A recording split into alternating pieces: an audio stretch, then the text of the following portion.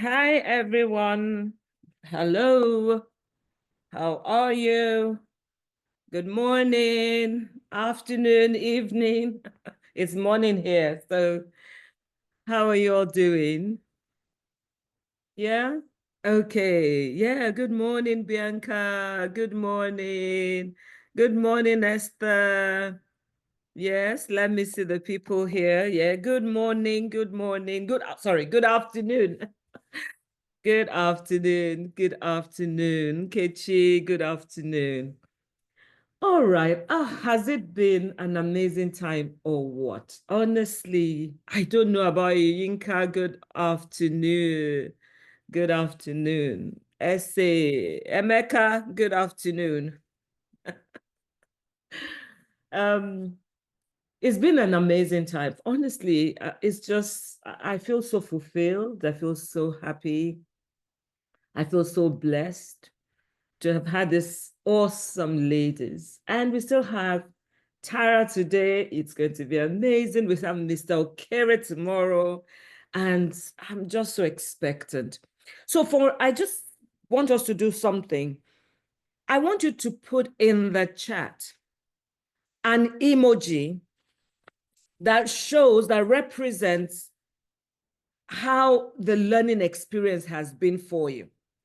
With an emoji, I want you to describe your learning experience thus far.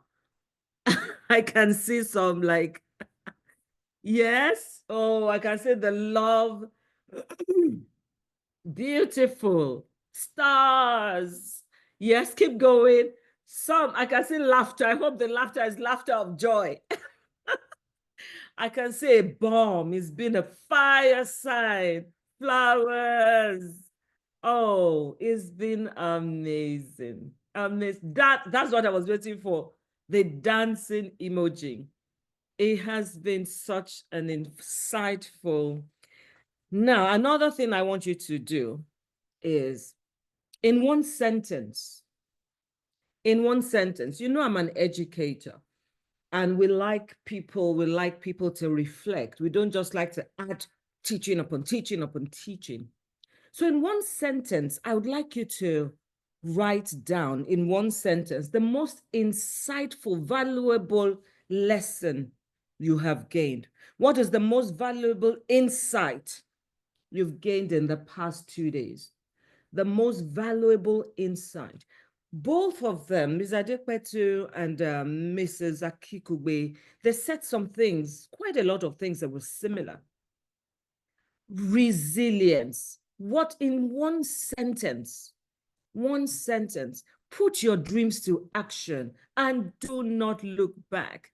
The I can attitude, please keep it going, to persevere, even in times when times get tough. You've learned to be strong. You've learned to be strong. Never give up. Please keep it going. Focus. Never give up. Excellence at work. Awesome. Keep going. Please, I want you to take some time. Just take some time. Just think about it and put something down. It will help your retention as well. You know, we tend to just keep going without really taking time to introspect and just really know what we're even learning. Foresight. Protect your core values. Be intentional when hiring. Stay there, stay through. I like that. Always know that there will be competitors. There will be disruptions. Be vision driven and futuristic in your approach. Keep going, dream big and pursue it. Have foresight. Be your own competition. Is all about legacy. What an amazing class. Keep an eye on risk management. Be intentional. Plan and dream. Never compromise your values. Lovely, lovely, lovely. For those of you who have not written anything, you say, when you don't evaluate knowledge, at the end of the day, you're just going to leave. It's a free training. So everybody attends and it's free. And at the end of the day, you really haven't been able to take anything that you can put into use. So, it's on you. Never give up in the face of challenges. Create standards and stick to them. Awesome. Be audacious. Take calculated risks. Be bold, but humble. I love that. I love that. Really, really, really lovely. Oh, lovely, lovely. I'm glad. I'm glad that we're learning, and this is not just, something we're just doing. So, Mrs. Tara Durotoye, Mrs. Tara Fela-Durotoye, is she here? I can see mistakes are learning points. Yeah. Hey, Tara. I can see you in nature as always.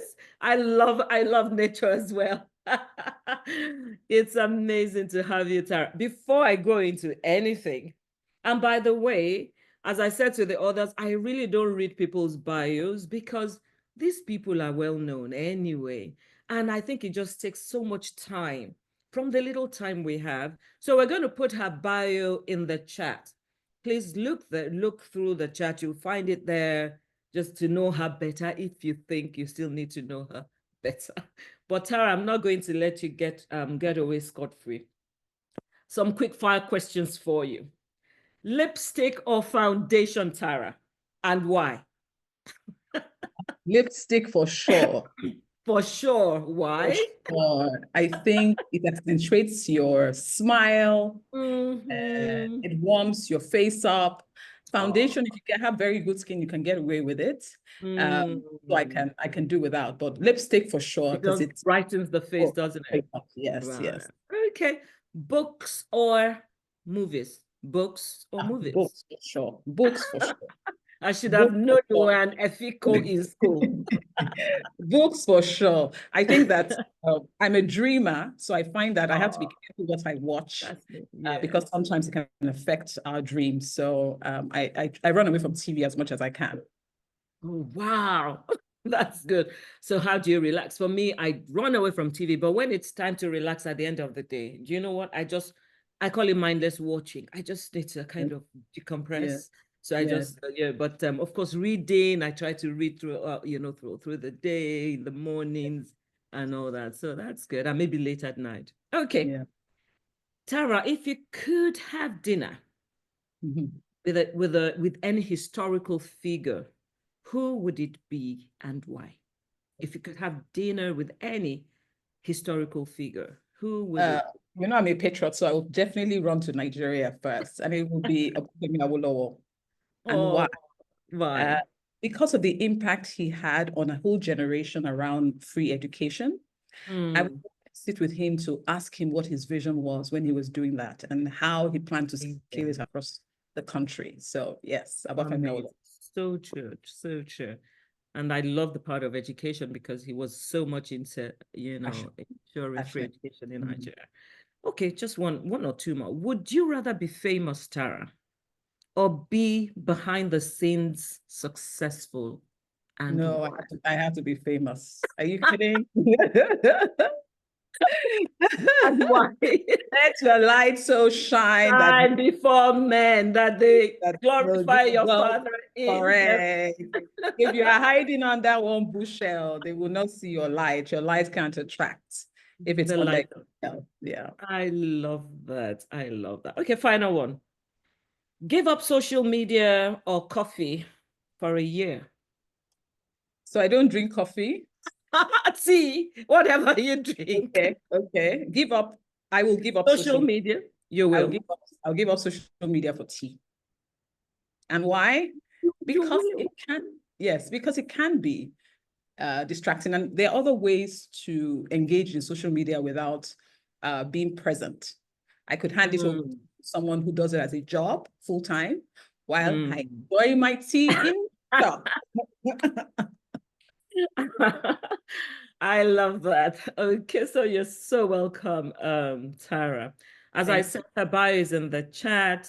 Tara is the founder and CEO of the House of Tara, an international beauty entrepreneur and a brand builder, and the wife of my Aburo, Fela-Durotoye. You have to say that.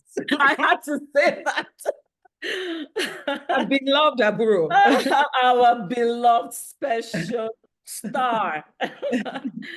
All right, Sarah. I'm going to we just want to know more. We know you, we know the house of Tara.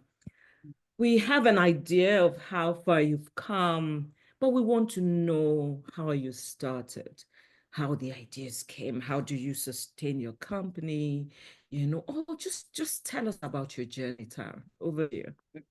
Okay. Thank you very, very much for inviting me, Dr. Nwani.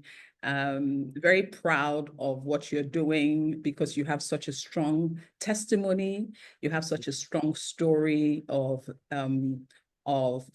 resilience, of innovation, of fighting against the odds with building what my own children will call their alma mater, Meadow Hall. Children went to Meadow Hall and they thoroughly enjoyed their time there. And it was a very warm environment for us. So thank you for building a Christian school that we could enjoy and be comfortable with our children being in that space. So thank you, thank you, thank you. I'd like to start by saying I'm no longer the CEO of House of Tara. I now stick to the title of founder of House of Tara, but I don't run the company on a daily basis. I guess that's one of the reasons why they're here to talk about that. Absolutely. Okay. All right. And thank you to everyone who's on the call. I can see my people right here clapping and sending flowers. I love you all. Thank you, thank you, thank you for being here as well. So for everyone who's here, thank you for taking the time to listen to our voice and our stories. I'm sure that tomorrow it will be your turn to be here. So engage on the chat. Let it be exciting for us. Let me feel at home that you are here and you can hear and you can truly get what I'm sharing. Thank you again. Okay, so I started my business 27 years ago. Many of you who are on this call, if you're married, either I did your makeup or someone who worked for me did your makeup, if you've been married for more than 20 years. So I'm sure that many of you already know the story, but I think what we are here for, it's not really the fancy part of the story, which is, makeup and all of that, beauty and all of that. It is the real work behind the scenes, around structure, around systems, around building people and around building a brand. So I would like to also share my story quickly because I want to assume there's some people here who do not know the story. So I was the first bridal makeup artist in Nigeria, somebody who started as a business. I pioneered the bridal makeup artistry industry in Nigeria. So I started with a makeup box with 15,000 naira, going from house to house, doing people's makeup who wanted to get married. The first year that I started, my first bride was the daughter of the chief of naval staff. Here, the reason why I got that opportunity was because I was a university student and I kept asking my classmates, do you know anyone who's getting married? Do you know anyone who's getting married? Do you know anyone who's getting married? You are your marketer, the first marketer. So take the plunge and talk about your business.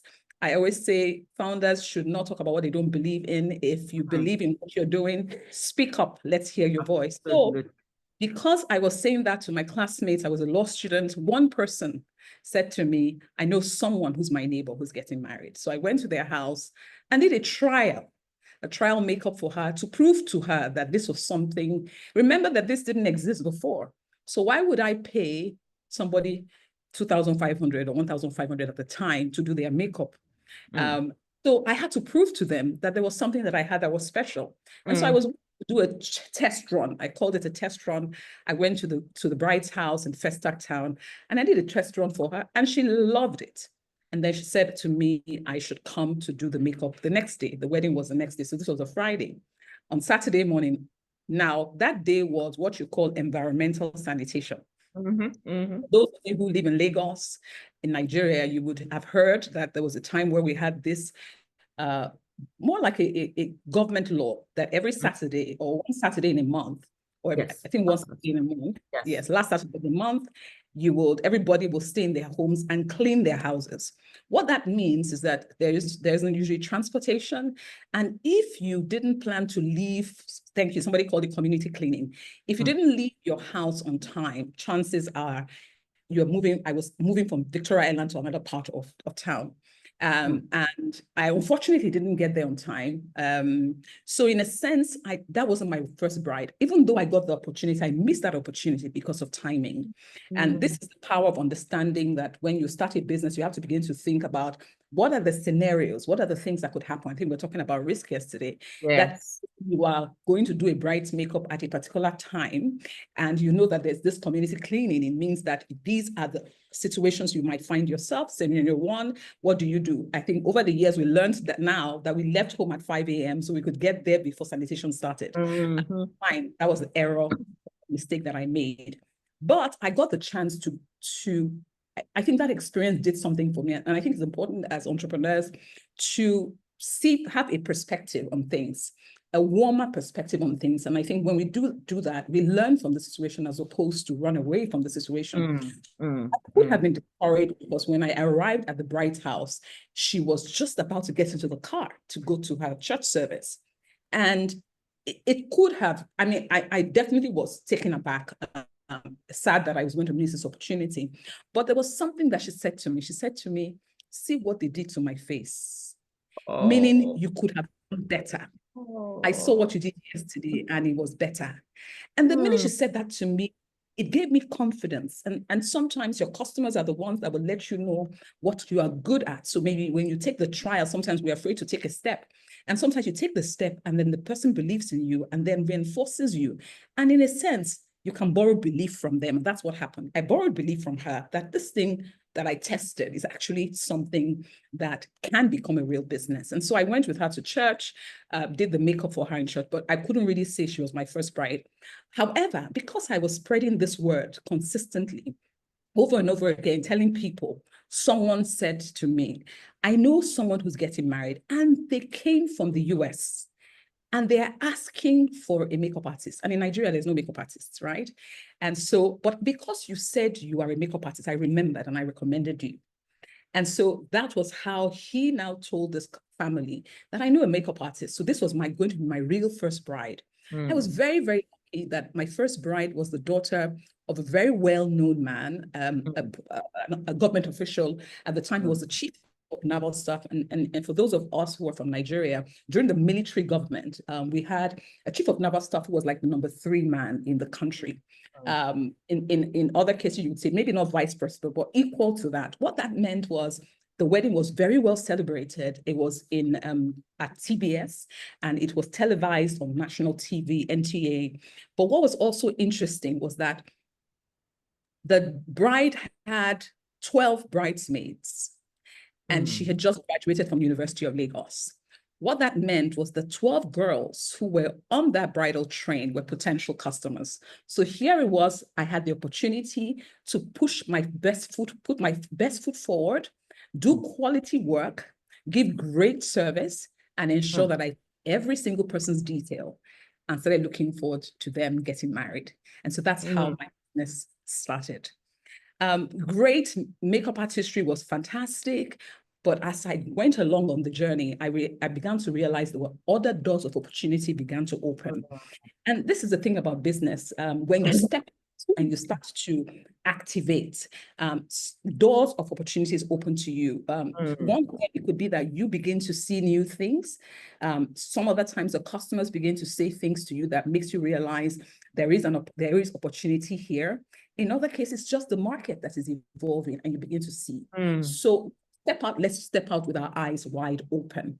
And what did my eyes begin to see? It was that the people who I did makeup for would say, I like the lipstick that you used on the day of the wedding. I would like to buy it.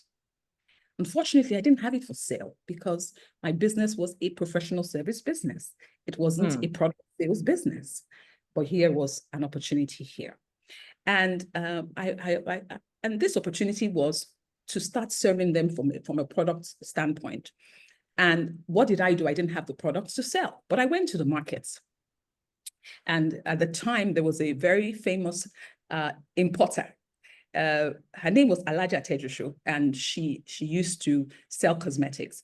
But the thing about the cosmetics was that there wasn't a system around how they imported. You couldn't always find the same thing. So if you went there to buy a pink lipstick, that pink lipstick may no longer be available. Okay. But I see that what I saw was she also saw an opportunity, because I was then coming back more and more often, asking for the same thing over and over again. And that's how a relationship was built.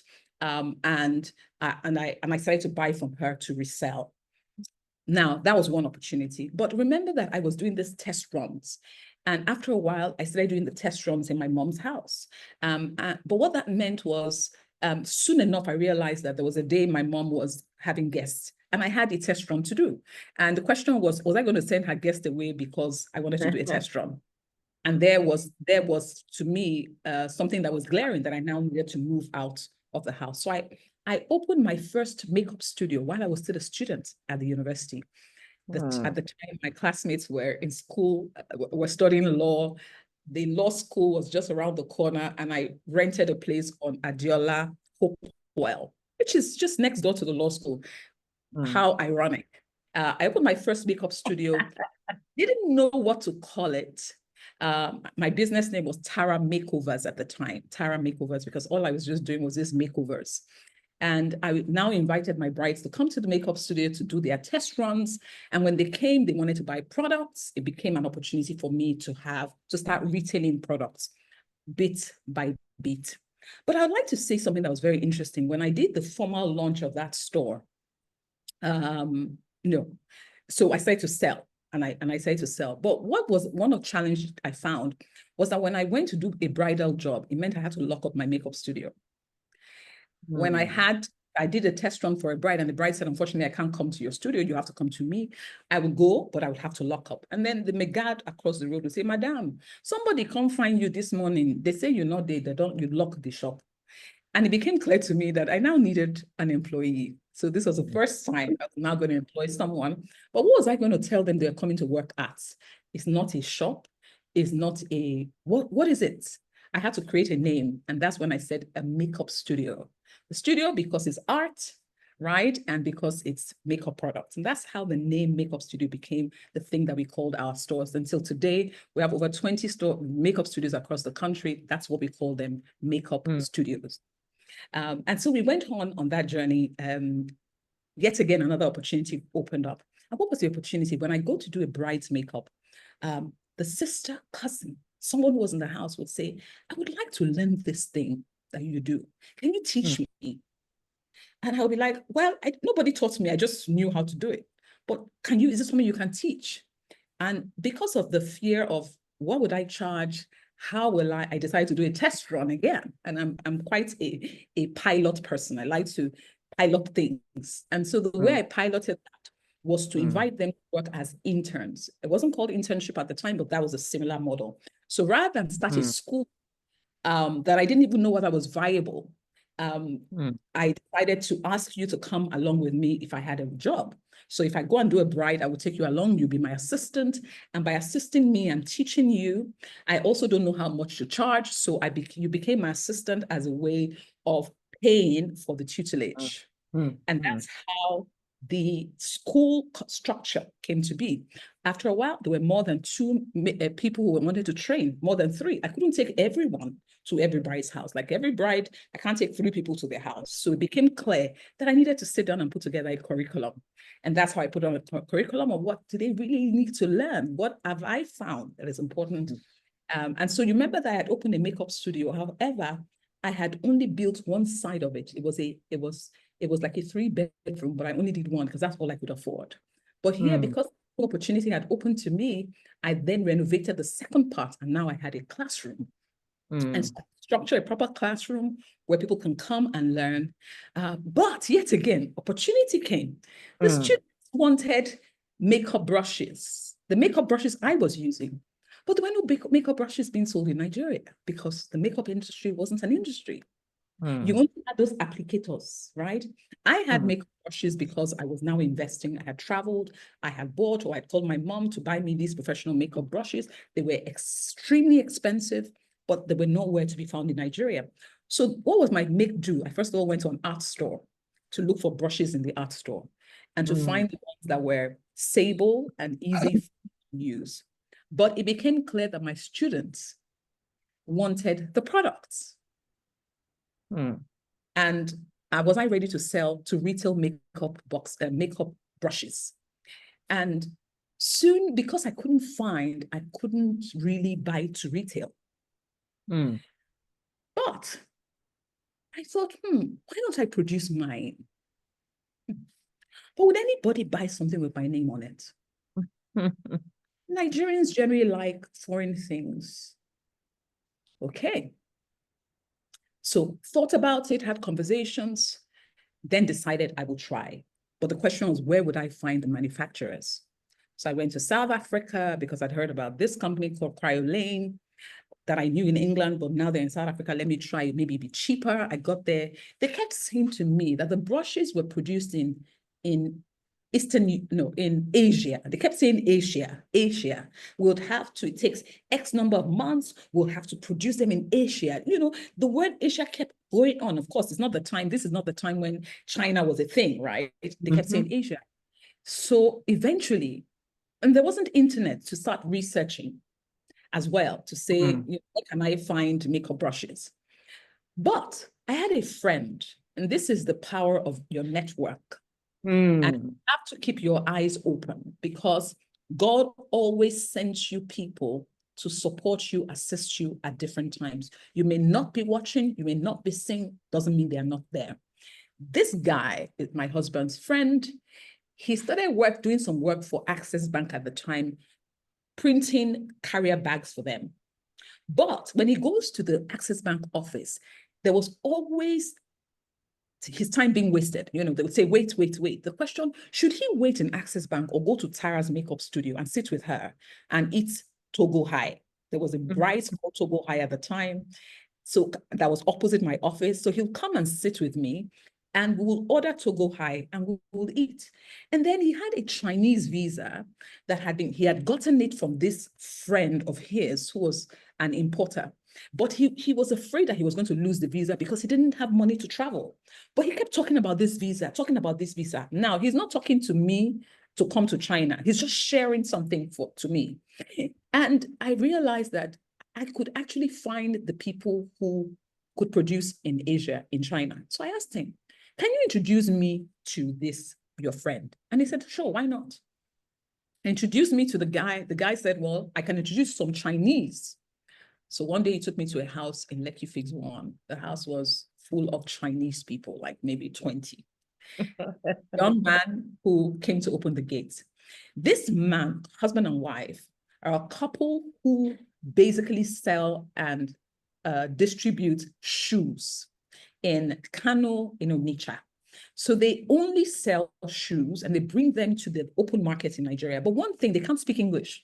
So what they will do, they bring Chinese students who have learned English in China, but need somewhere where they can practice. So it's so strange that you would hear a Chinese guy speak English, but he'll sound Igbo. And they just look funny, right? And so he had this bunch of young people in his apartment. And the guy who came to serve drinks now heard me say that I wanted to manufacture this. But I had a small baby with me. My child was very little. The Chinese couple didn't have children. There was the Chinese policy around one child. So when they see children, they get very fascinated. They spend all the time talking to my baby and not me and my business. So I was a little disappointed. But I left that meeting a little disappointed. However, the Chinese guy who came to serve the drink got my number and called me up. Says, well, I'm a student who came. I'm about to return back to my country. I used to work in factories while I was in China as a student. And if you want me to help you, I can help you source for this product that you need. So tell me, do you have a sample of what you're thinking about?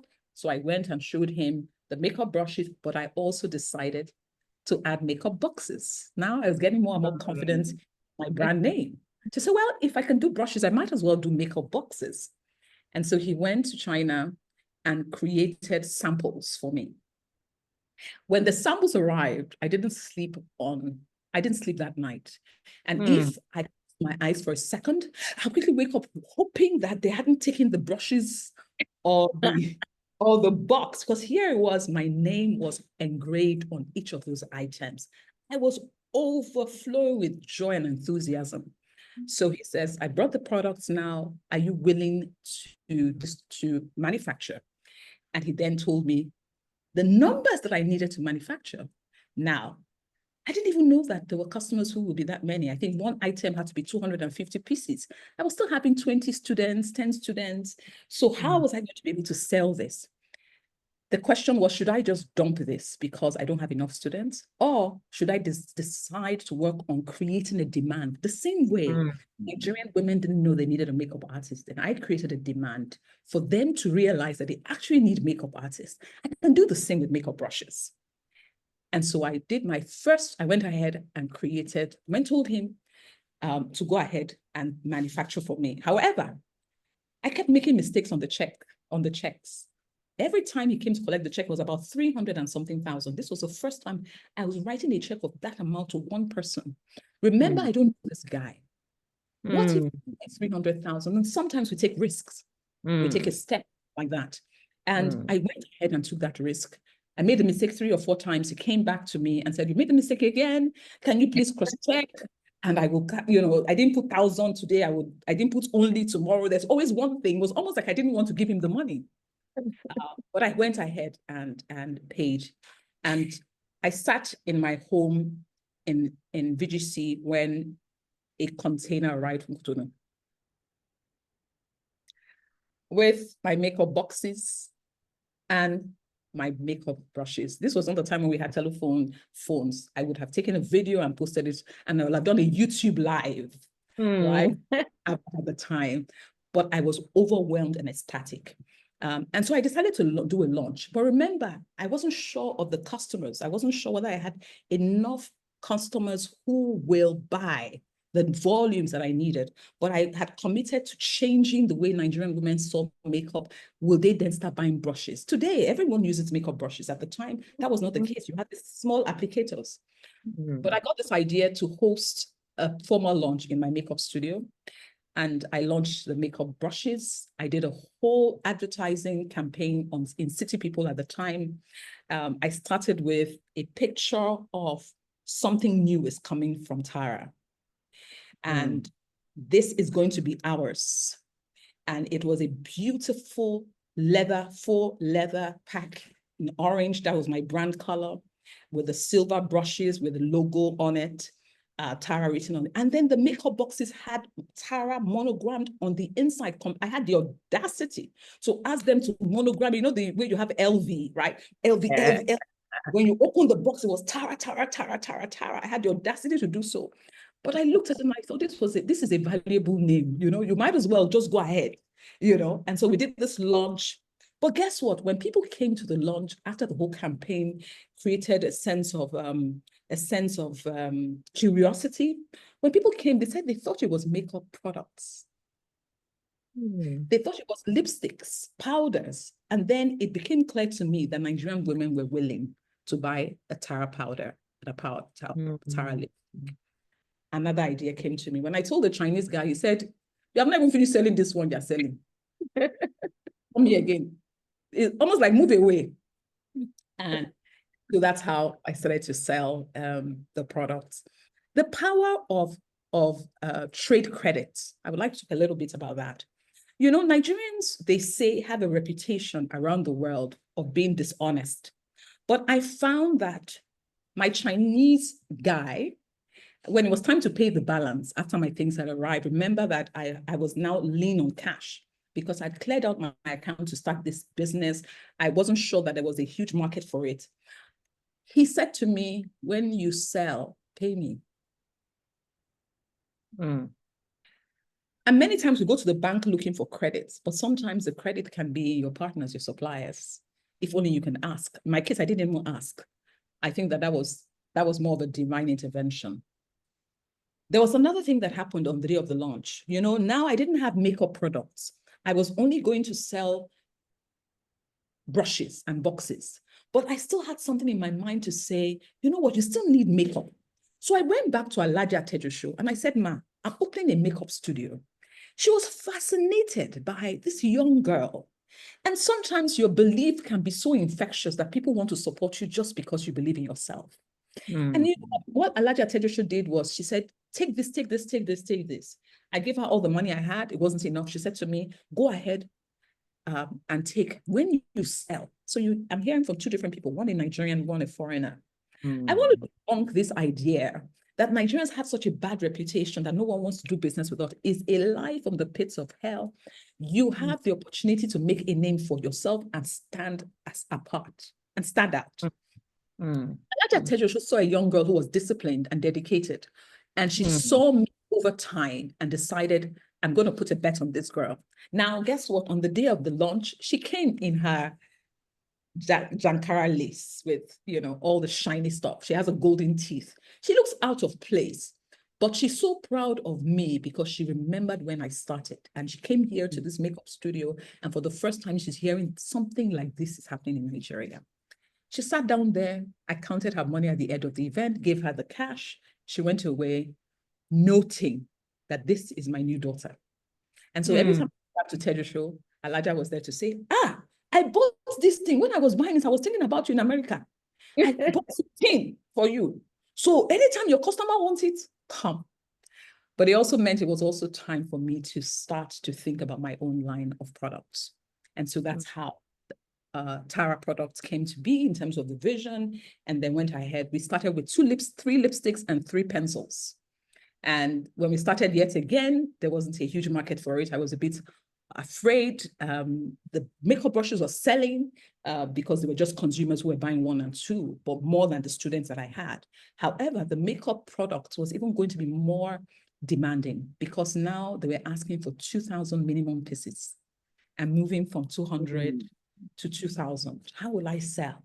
How will I move the volumes? And this is the power of seeking counsel and looking for advisors. And I want to also debunk another phrase that I've heard many times: women don't support other women. It is a lie from the pits of hell. So I've given you 2 lies from the pits of hell. The second one is that women don't support women. I sat with Mrs. Adenike Ogunlesi, and I said to her, Auntie, I have this is the challenge I'm facing. She said to me, you've built a brand. Young people are inspired by what you're doing, because it was new, it was novel, it was innovative. And I was young. And she said, go to the campuses and get them to resell your products. And that's how I started to do tours across the campuses with Tara products, collaborated with fellowships, collaborated with societies, and started to develop our first direct-to-consumer business model. That business is responsible for giving me the name that I have internationally, simply because of the impact that I made in the lives of young women. So by going to the campuses, what I was doing was training them and giving them a product and getting them to make as much as 50% on their investment. I tell you something that was also fascinating was that the product did not arrive on time. But those ladies had the samples and I had shown them the samples. Based on the samples, they made their deposits from their school fees, from their chop money, as they say. Yet again said to me, there's something special right here. There is a brand. And what is a brand? A brand is what people say about you when you're not in the room. Absolutely. You need to find what it is that people are saying, and that is what determines the brand essence. Here it was inspiration, right? It was empowerment. This was what was coming to the minds of people. And so it wasn't just the product they were buying, it was the essence behind the product. And the essence is really how the brand makes you feel. So for the young people, I was an example of a young person who was doing something different, unusual. I wasn't just waiting to be a lawyer. I was starting a business. I had the audacity to open a makeup studio in VI. This was inspiration.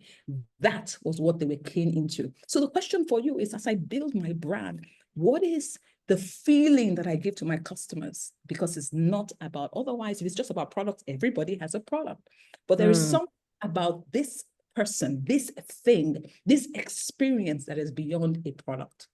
And so the question for me was, how was I going to bottle this brand into something that could be scalable in the future? I didn't know at the time. And so we started on that journey. So as I started to grow, now products, stock, inventory management, attending to customers, ensuring that the distributors or the supplier was paid monthly as I ought to. I was doing that, but also doing makeup, traveling to the north, because now the brides in the north wanted a makeup artist. There was no makeup artist in the north. So I was being flown from Lagos to Kano to Kaduna to do these brides. Remember, I still have a business of product sales.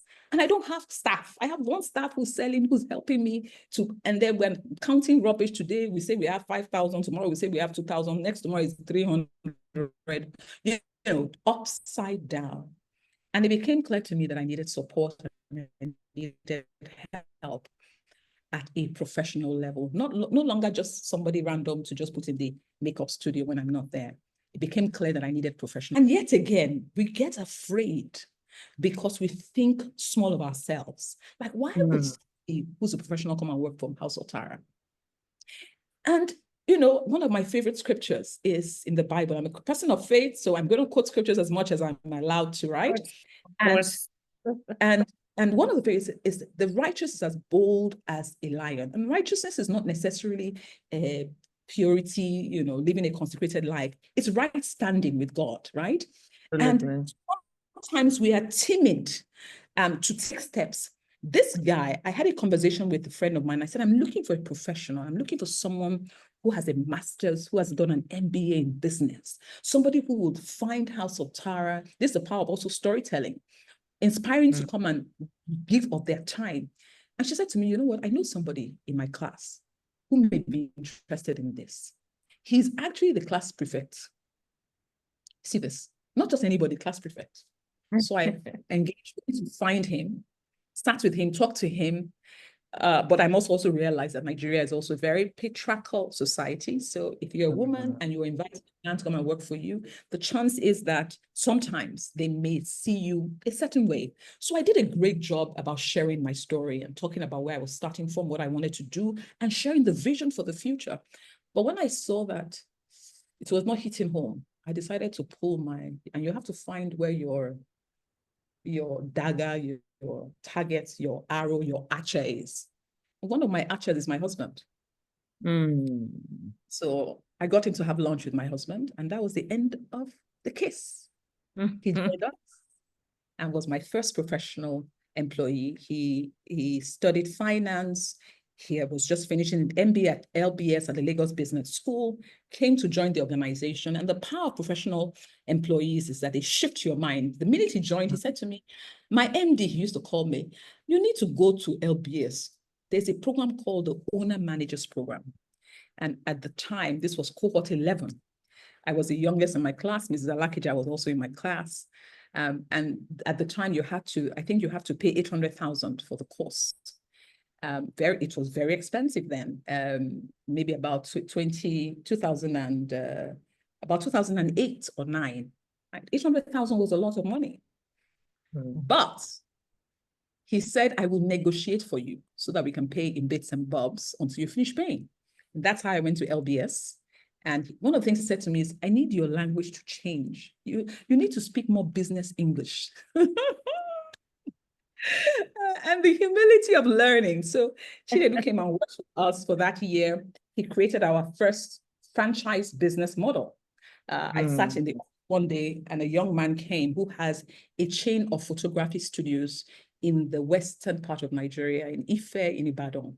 And he had built, and his name was quite known. It was called Pixel, because he was on campuses in the University of Ibadan, different universities. And he was now building locations. And he was looking for a makeup brand because now makeup is becoming a thing. And he wanted to collaborate with us also because we were a solid brand.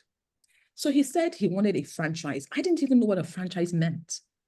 I didn't think that anybody would want to put my business name on there, because here it was him who was telling me what my business name meant. And he said, each location, I have more land that I need, and I have more infrastructure than I need. We can brand this whole place. And Chinedu said, let's go with it. Also men are fearless.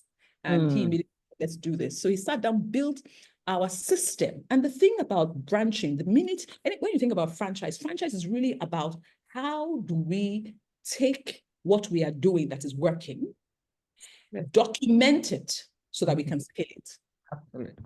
And this was also what now was going to be our first store outside of the store that I had in VI. And this was a franchise in Ibadan. We opened, great success, and now I was ready to expand. Cut long story short, we started our expansion from then. We opened our first studio in Ikeja, and then soon after, we continued to grow over, to different parts of Nigeria, depending on what was needed. 1 year, we opened 10 locations in the same year, when I was now at a point where we had the process of building to the T. So we could order things in advance in bulk because we knew we were going to open these locations and they needed to be the same thing over and over again. I think one of the greatest challenges of expansion is also about human development. I always tease that people taught me how to treat them. But what I've come to realize is that as you build the structure and the processes, you have to think about what is the culture that you want to build in your organization? And what does that mean? And culture is, I want people to be able to look at me and know I'm Yoruba, right? Because I like parties, for example, or because I like trade and go, right? Or I like this or the other. Those are the things that make a culture. There's something about the people. So what do I want the people to be like? I got the chance, of course, going to LBS, that taught me a lot about building a company culture. And I started becoming very passionate about, sat down, drafted our vision, the company vision, to be a globally respected beauty company of African origin, came up with our core values, our mission statement, got everyone to recite it over and over again. So every month, today in House of Tara, if you meet any House of Tara employee and you ask them what's the company vision, they know it by heart. And some people tease that we wash people, but unfortunately, in our country, you have to brainwash people because every time they step out, there is an opposition against the culture that you're building on the inside. So very excited that in 2016 or 17, Joba Man called us one of the best places to work in Nigeria. I don't know what else. I think there's so much more to talk about in terms of finance, HR, internal audit, the importance of all of these things. I would let Dr. Nwani ask me more specific questions around those. Yeah. And from there. Thank you. Honestly, I just did. Can we just let me say in the chat, the claps, the flowers, it's just been. I just don't even want you to stop. Honestly, it's just been amazing, amazing, Tara. You're so inspirational, and you've said a lot. And let me, before I kind of summarize some of the points and then ask you further questions, I'd like to see in the chat what jumps at you today from what Tara has been talking about. Just anything that you can say, yeah, this strikes me. And honestly, I'm learning this. Courage, culture. Go on. I want to say it. Inspirational. You're inspired. Be bold, fearless, audacious. Partnerships. Go on, go on. Resilience. Yeah, branding, tenacity, humility, learner mindset, character, vision. Lovely. Keep it going. Self-belief. Never give up. Being resolute, consistency, power of networking. Beautiful. Action-driven, humility, destiny helpers, meaningful partnerships, innovation, branding, seeing eyes, optimism, belief in self, integrity, lovely, wisdom. Honestly, Tara, you're so wise. System optimization. I love that. Knowing when you need help. Oh, beautiful open-mindedness, self-development. Honestly, you've said it all. There's just so many things from what you've said, some of the things I put down. I love the fact that you said you are your first marketer. Nobody will market you better than you, the owner of the product or the service. Why do we shy away? Who's going to, we feel, oh, sometimes we mistake such things for humility. It's not humility. You know, it affected me for a long time because you see, when I started my profession, my career, my professional life, I started as a lawyer. In Nigeria, as you would know, Tara, we don't advertise. You're not allowed to advertise in Nigeria, unlike the US, where you see them on TV, you're not allowed to. So I struggled. Yeah. You know, yes. When I got into education, it was a struggle. You know, you're not supposed to. But after a while, I learned, and actually, it was scripture God gave me. What you know, I just anyway. That's the story for another day. So we need to advertise. You need to market yourself. You need, if you are doing something, show the world, because what you are doing is that, first of all, you are spreading the good. You know, the good news of what you are doing. You're giving other people the opportunity to come to take advantage of your product or your service. I like the fact that you did the testing. We talked about that on Monday, on Tuesday. Testing, volunteering, you know, just putting yourself out there and just letting people see what you can do. Risk management, it is so key. Always assessing your risk. You learned from your mistake. You didn't run away. You didn't say, oh dear, I'm not going to do this anymore. You learned from that. Customer validation, word of mouth. A lot of part of your marketing was also word of mouth.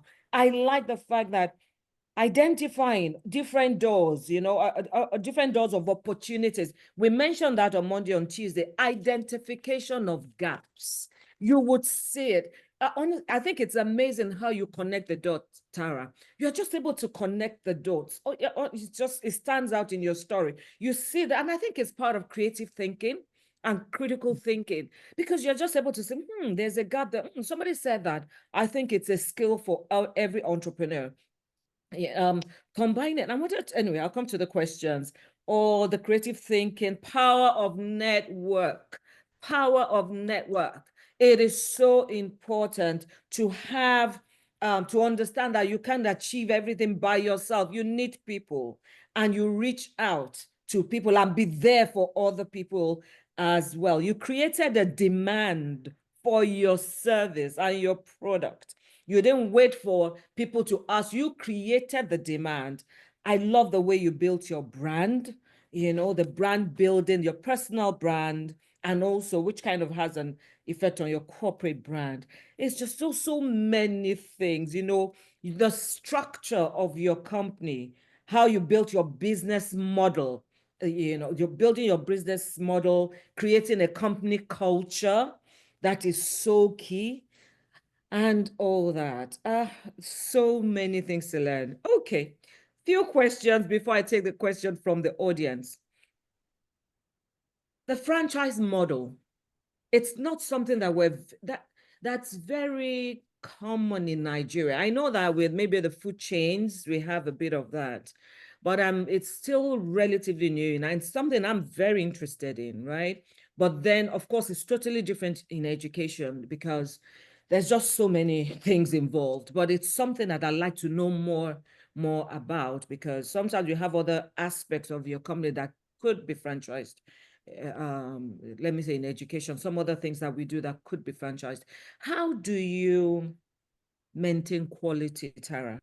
Because quality assurance, you built a brand. That's what a franchise is. You built a brand. Other people can leverage on your brand. You don't, and you can also spread to other places without having to put the funds down, you know? So you have your owner, you have the ones that are owned by you, and then you have other companies that are franchise. You're spreading without having to put the funds down, and then they are leveraging on your brand. Quality assurance is what bothers most of us. And we've seen it kill a lot of even food franchises. Mr. Biggs, I remember at that time, Mr. Biggs, you go to this one, it'll be good. You go to the next one, you're like, what? What's this? So how do you maintain quality with your franchise? I think that, first of all, we have a cultural problem as a country. And this is the risk, right? So we're talking about assessing risk. If you want to go into franchises, clear risk that exists, and then you have to now ask yourself, what are the things you're going to put in place to mitigate, right, against the risk that you have assessed? And one of there are two things. Number one, if you're considering developing a franchise, you must acknowledge that as much as this opportunity exists, because Nigeria is a big country where there's too much focus on a few states, Port Harcourt, Rivers, Abuja, and the likes, and there's all the other roles. Yeah. The network and is there going are people in all those places, and there's opportunity there. Oh, yeah. Oh, is can you it hear me? I can hear you now. I can hear you now. Okay. The first thing is that you have to acknowledge this, that we have a quality problem, okay, in terms of standards, okay? Yeah. And that's one. The second one is integrity. We have very poor values. So when people say this, they sign things, many chances that they will not do those things that they've committed to doing. So when you now know these two things, you then ask yourself, what are the systems I'm going to put in place to safeguard, to create guardrails around my brand in a manner that I don't have to wait for them to disappoint me. The mistakes we made was to assume that people are people of value like us. So, I wouldn't do this to somebody else's brand. Therefore, unfortunately, that's not the case. Okay. And the power of building systems is to take out the personal, if you care, the personal or the emotional part of it, right?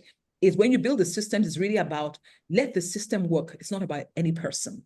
Okay. So when you have this behind your mind, your internal control system has to be the T.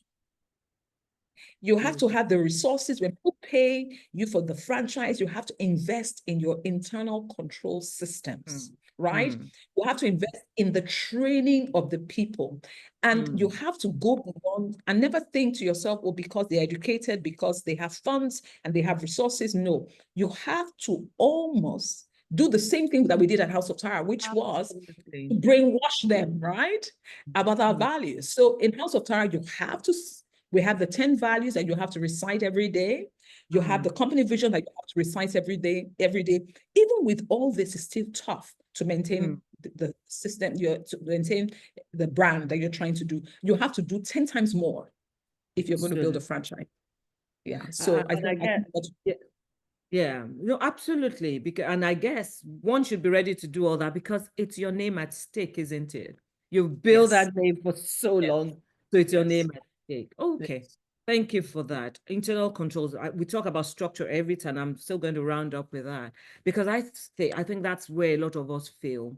We have the ideas, we start the things, but we don't understand how to build systems and structures, which should be the foundation of your company, without which it will crumble.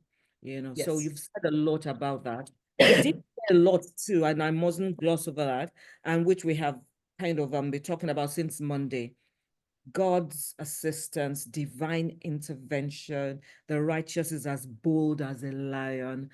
I think there's a we can't over. Please go on. You want to say something? Yes. So around my faith, even in my succession planning, I'm going to ask you. I'm just in a minute. We're going to go into the succession. So there are different parts of the business where I had to hear God, and when I say that, as a Christian, we have some spiritual practices. And one of the spiritual practices is when we want to take some big decisions, we actually take time, separate ourselves, and seek the voice of God to hear.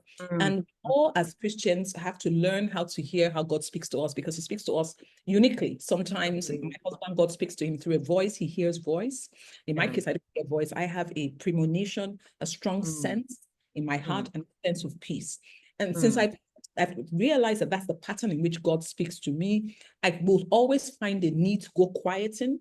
Now, when God says I should do something, it doesn't mean that it comes out perfect, but I'm rest assured that because he said I should, then I'm at ease knowing that he will work everything out to fulfill his good counsel. So my faith is a huge part of my business.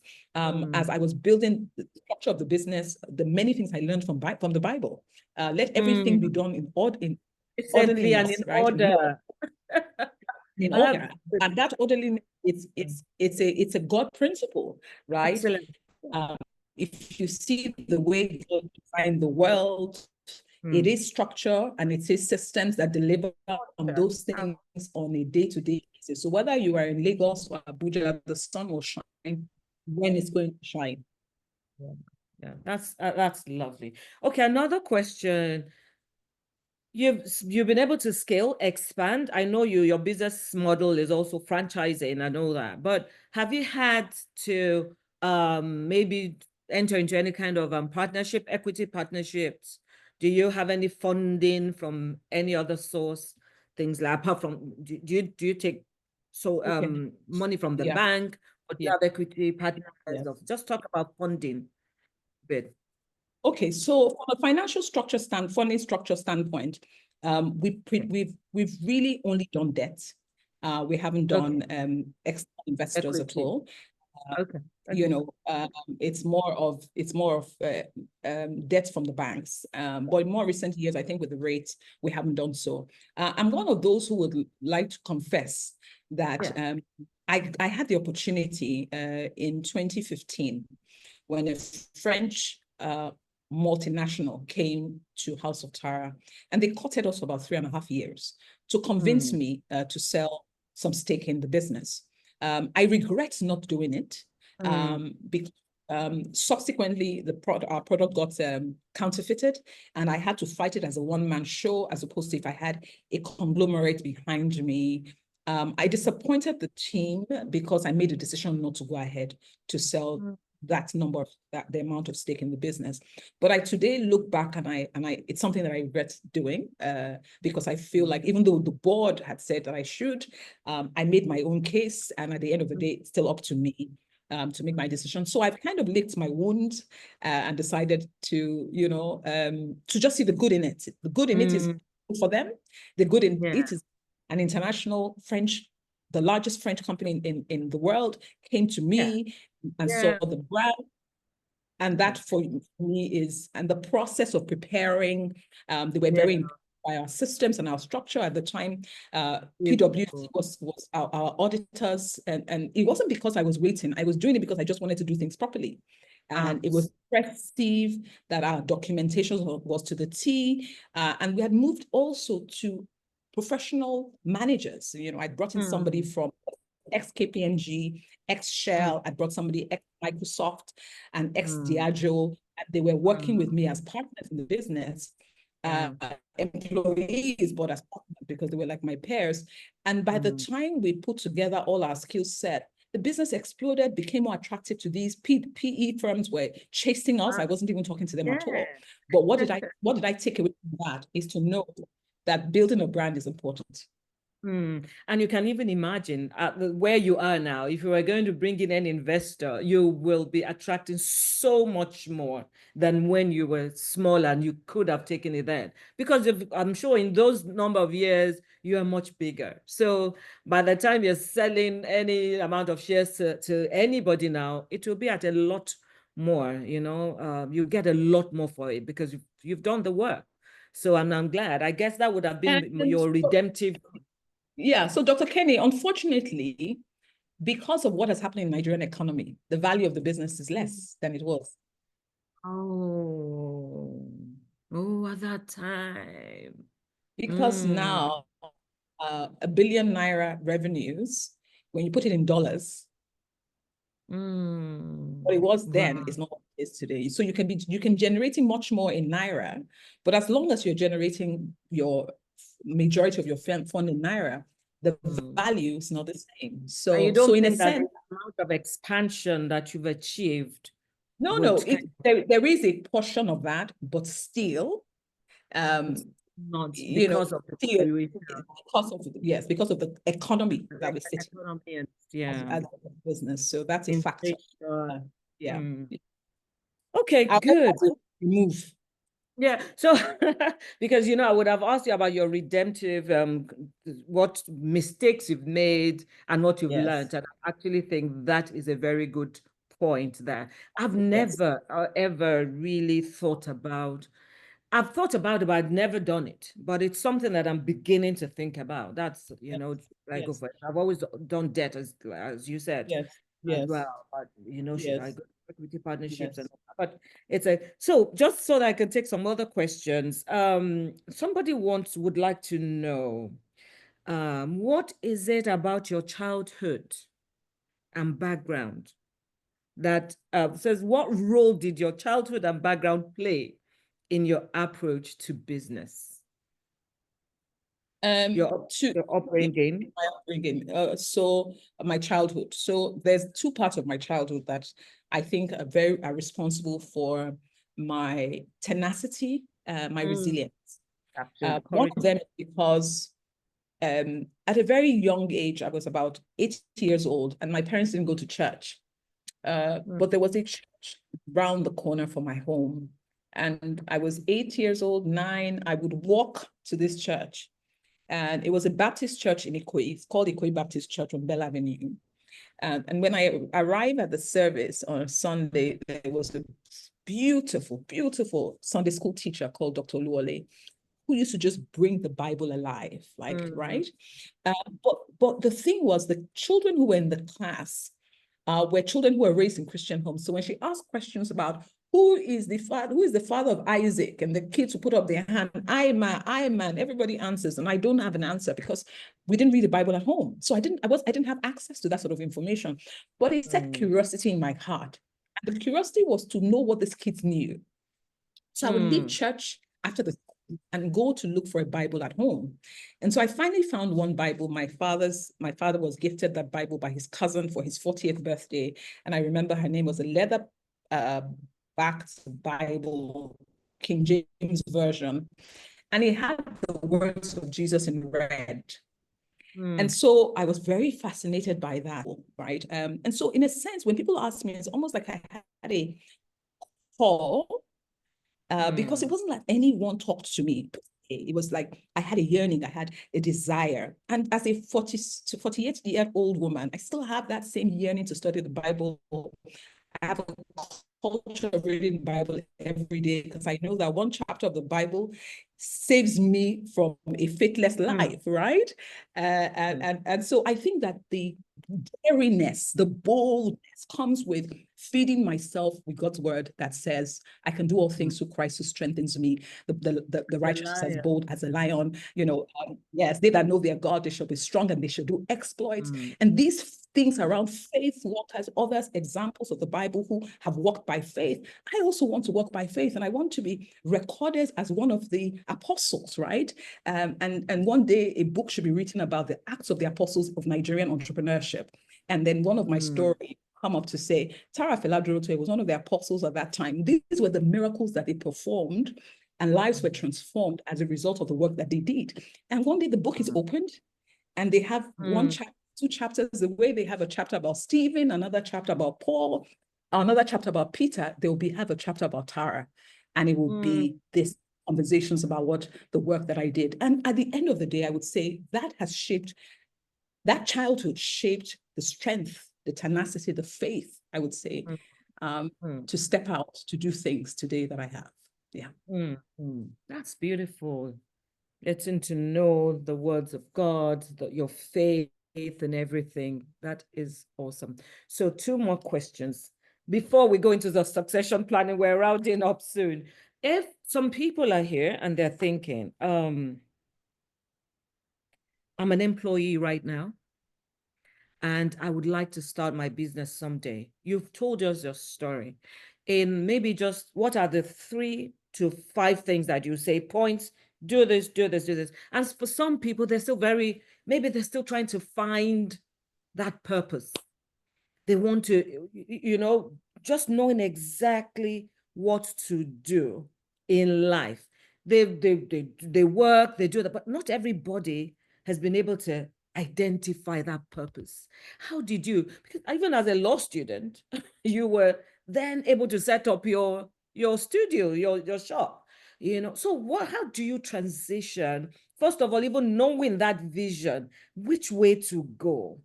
And also, I'm a worker, I want to become an entrepreneur someday. Then we'll go into succession. Okay, so as a worker that wants to go into entrepreneurship, hey, I don't have enough experience. So I would like to say, and then of course, bias. right? I'm also biased because I'm an entrepreneur. So I would say that the first thing is, so if I'm speaking from someone who. You're muted. You're muted. Tara, Sorry you about went. Aha, good. Okay. Oh, okay, okay. So I would say if you currently work in an establishment, this is the perspective I would like to take it to. I'm sure Mrs. Akingwe and Auntie Ms. Adequatun shared their perspective, but I'd like to share a different perspective this time, is that if you are leaving an organization, give it your best shot. Whatever you can find to do, do it with all your might. That's another phrase from the Bible. And why should you do it with all your might? You will be surprised the things you will discover about yourself as a result of doing it all your might. You'll be surprised the people who are watching you to see you. You'll be surprised the investment you're making in somebody else's business, that is a seed that you're sowing for your business. And in other cases, maybe not even your own business, for the business of your own children, because seeds speak, they bear fruit. And what is the fruit you want to bear? So I would say, I know sometimes you can work for a very wicked employer. But yet again, this is what the Bible says about working for a terrible employer, is that that's the time when your character is really tested. So when you are working for a terrible employer, do it with all your heart, because you are being tested to see how well you can thrive regardless. So give it your best shot for different reasons. And then if you're leaving, I would also say planning is so powerful. You're being someone who's able to look and say, I want to leave in 10 months. I want to leave in 2 months. What is it going to be? What is it going to cost? What does my lifestyle cost? And do I have enough money if this does not work? So rather than, you can be testing it by the side, but make sure that you ask yourself, what does it cost to be me? Go to the bank. How much did you spend in 2024? How much did you spend in 2023? What does the number say? And do you have that money if things don't work out? So that you don't start business and things don't work out, and then you're not a young person. Count the cost before you. Yes, count the cost. So this would be my two cents. All right, great. For About those purpose, who are trying to find vision, please. Yes, and purpose. I think there's a great book written by Miles Monroe on purpose, and he was a very passionate teacher about purpose.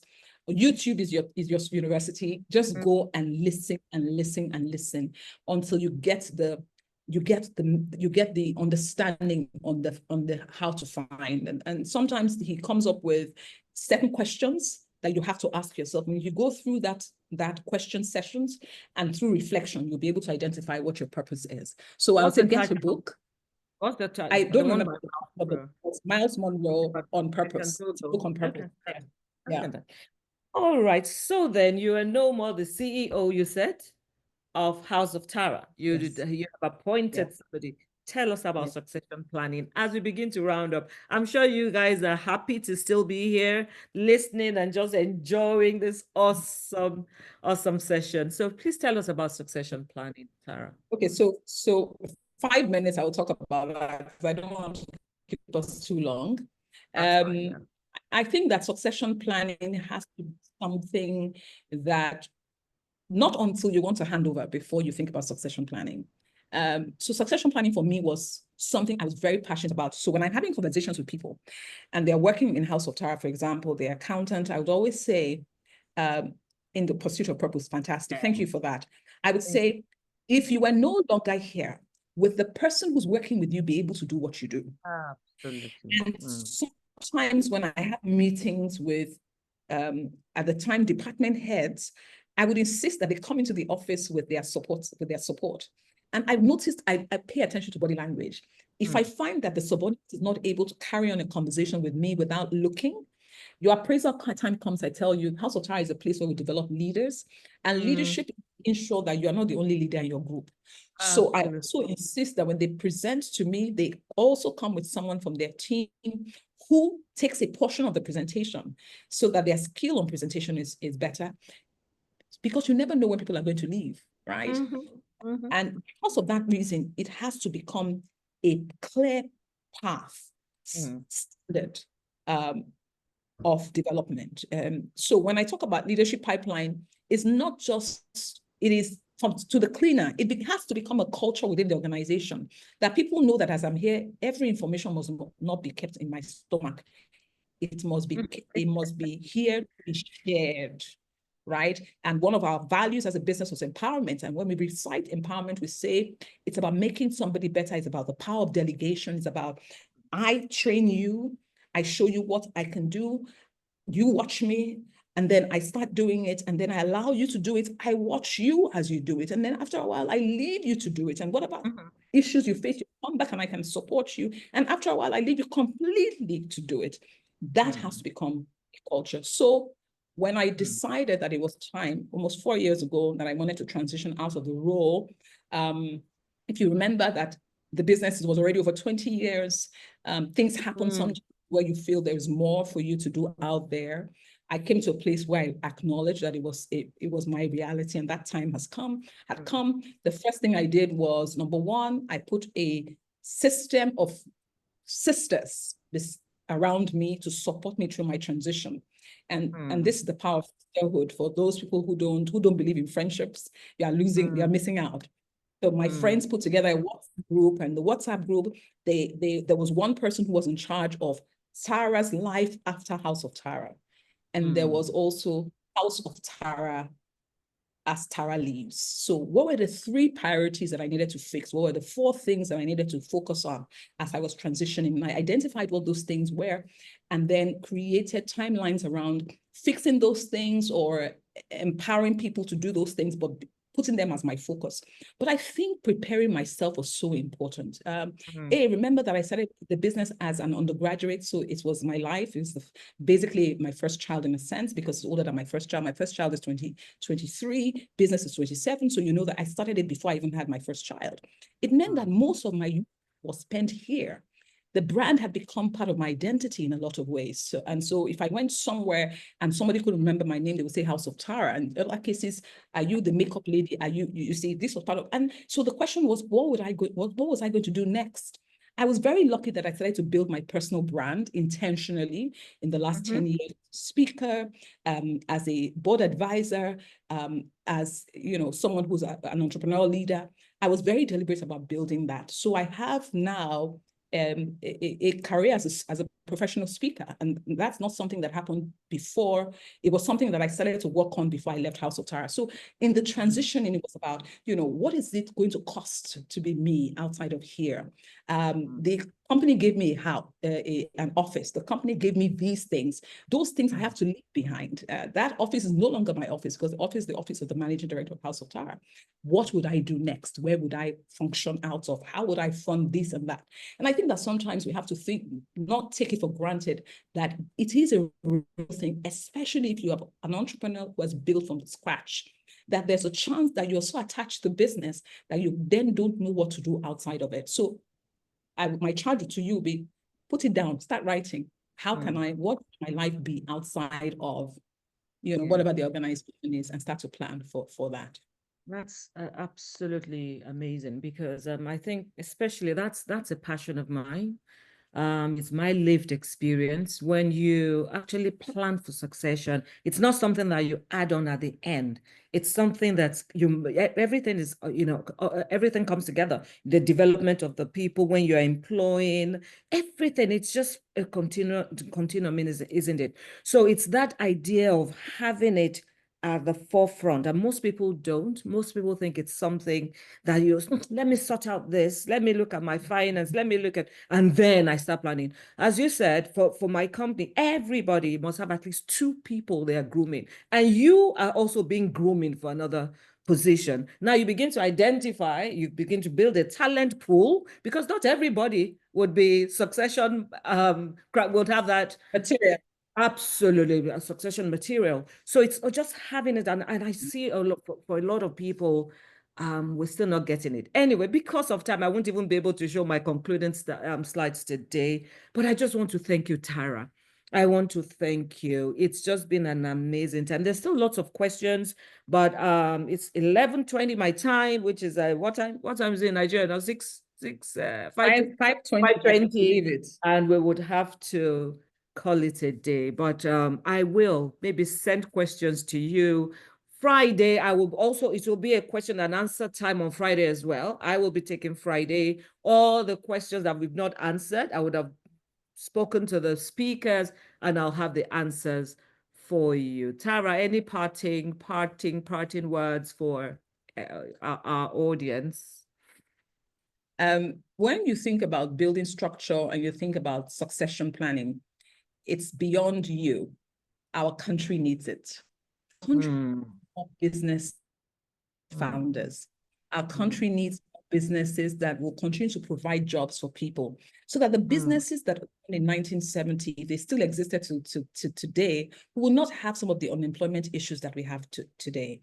So my charge to you is, as you're building, don't just build for today, build for tomorrow, build for the next generation, build for 100 years, because Nigeria needs it. Thank you.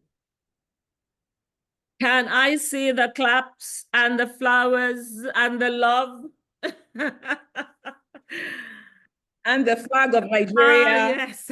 And the flag of Nigeria. You know, we're reformers. Honestly, this is what it's all about, isn't it? It's about legacy. It's another thing that succession planning helps you. As you're saying, you know, when you put other people there, you're able to do more. You're able to do more of the speaking, the teaching, which is what I'm also doing now, you know? So well done, Tara. Yes, I can see the flag of Nigeria, the flowers. Thank you so much, Tara. Thank you. Thank you. God bless you. All right. So we've come to the end. See you tomorrow. Tomorrow, we're going to have Mr. Austin Okere. What happened last year when we had the summit? People were saying, what happened to the men? Are you saying there are no men in the business space? Are we just being sexist or something like that? So we have the awesome Mr. Okere coming in tomorrow. It promises to be just an amazing time. He started, you know, as a limited liability company. Today, he has a public listed company, and he's a leadership guru. We're just so excited to have him. So be here on time tomorrow, Mr. Austin Okere of CWG, Computer Warehouse Group. God bless you all. Bye. Bye. Let me see. Bye. Let's see. Yeah, awesome. Awesome. Bye, everyone.